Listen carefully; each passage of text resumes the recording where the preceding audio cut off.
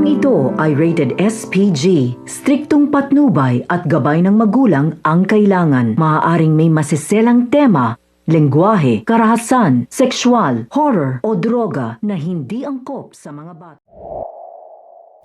Galit na galit nga itong si Moira nang malaman niya ang balitang pumunta nga itong si Doc Tanyag sa Ace Ridge.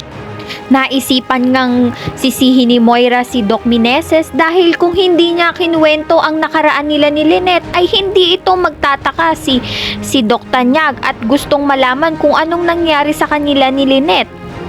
Napaisip nga ng solusyon itong si Moira na kung paano niya iipitin itong si Doc Meneses at nang malaman niya nga nagbibigay ng expired na gamot itong si Doc Meneses ay iipitin niya na ito na parang huwag nang magsalita kay Doc Tanyag ng mga alaalang magpapabalik sa kanya. Dahil kapag patuloy pa rin itong nagkukwento kay Doc Tanyag at malaman nga ni Moira, may posibilidad na patalsikin siya sa Apex nang dahil na rin sa nalaman ni Moira. Kaya naman ang kondisyon nito ni Moira kay Doc Meneses na huwag nang magkwento ng kung anumang magpapaalala kay Doc Tanyag kay Lynette.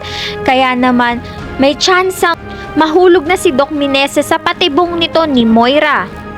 Ano kaya ang gagawin nitong ni Doc Meneses? Kakampi ba siya dito kay Moira? Or sasabihin pa rin niya ba ang tunay na alaala nito ni Doc Tanyag? Ayan ang pakakaabangan natin sa Abot Kamay na Pangarap.